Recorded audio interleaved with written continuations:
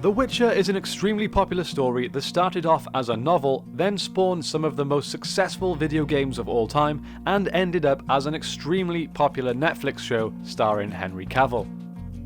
You don't get all that without a good lead character, and a good lead it has. Geralt of Rivia is a fascinating character for many reasons. In-universe, he is a monster-slaying badass with white hair and 2 swords, but just how powerful is he? Let's find out.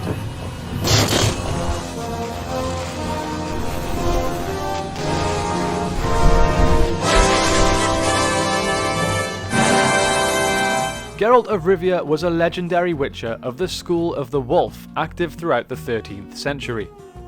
During the Trial of the Grasses, which is an incredibly painful ritual that all witcher apprentices were subjected to, Geralt exhibited unusual tolerance for the mutagens that grant witchers their abilities.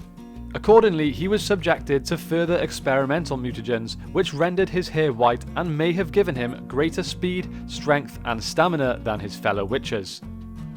Now, while all this is great to know, to truly understand just how powerful he is, we must understand what exactly a witcher is and what they are capable of. So the Order of Witches was founded in the 10th century by kings and mages to create magic knights who would help exterminate monsters. The order didn't really last long, as the mages were disappointed by the mutations and the witchers were largely left to their own devices by the few who supported their continued refinement and creation. Eventually, this led to them splitting off and forming different witcher schools, which each attempted to provide more professional training for monster slaying. Now, while witchers cover proficiency in basically any weapon that comes to hand, a witcher's training mainly focuses on 2 primary tools, a steel sword and a silver sword. These swords are typically carried on the back. A steel blade is mainly used for the more mundane beings, while a silver blade would be used for the beasts of the supernatural. A witcher's swordplay skills are unbelievably strong, capable of besting even the most powerful human knight with relative ease thanks to their intense childhood of training and the mutations rendering them practically unassailable in terms of strength and physical prowess. Because of this intense training and these genetic mutations, witchers are not only better fighters than commoners or even the average knight with swords, but also in general combat, hand-to-hand fighting. But of course this is mainly because they are stronger and faster than most. The striking cat-like eyes aren't just for show either. They provide witchers with improved sight in the dark, where monsters tend to hide. But night vision is just one facet of the monster hunter's heightened senses. The other significantly heightened sense is a witcher's hearing. Interestingly, although the novels and video games both make note of this, Geralt in the Netflix adaptation seems to be missing this particular skill.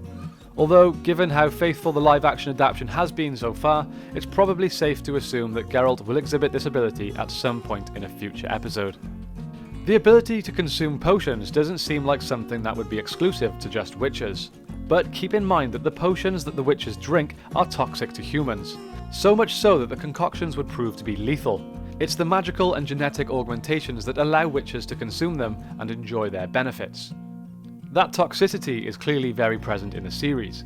Whenever Geralt consumes a potion, his eyes turn jet black, and black veins are visible beneath his skin. Potions can be extremely useful in a fight, as they provide witchers with great strength and abilities. They're not always necessary, but for monsters like Giant Kikimor or the Striga, what little they offer can be the difference between life and death. Finally, alongside their physical skills, which are clearly vast, witchers are educated in simple magical spells, referred to in this universe as signs. None of these are anywhere near as powerful as spells cast by the mages of the continent, but more often than not, they prove useful in a variety of situations. They usually have a mix of offensive and defensive spells available to them. So now that we understand what the average witcher is capable of, let's talk a little bit about Geralt himself to try and give you an idea of just how powerful he is.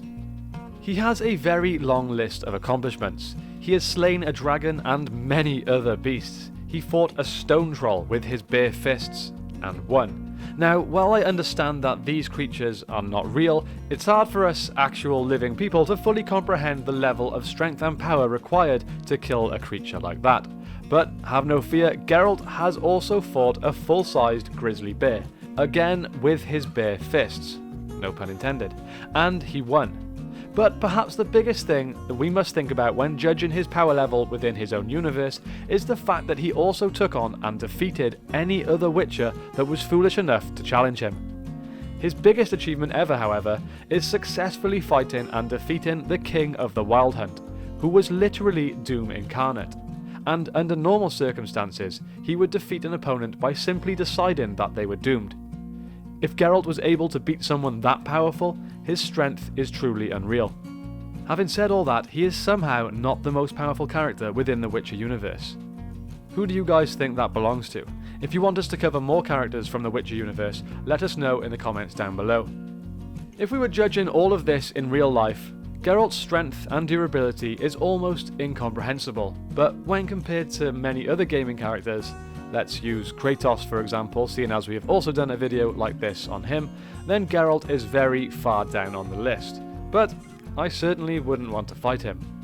Also, I'd love to know in the comments down below what you guys actually preferred, the novels, the video games, or the Netflix adaptation. I'm super interested to know, so comment down below and let's discuss. Okay guys, that is it for this week's video. Thank you all so much for watching. I hope you have a great day. I hope you had a brilliant Christmas and New Year, and I will see you next time on Explore.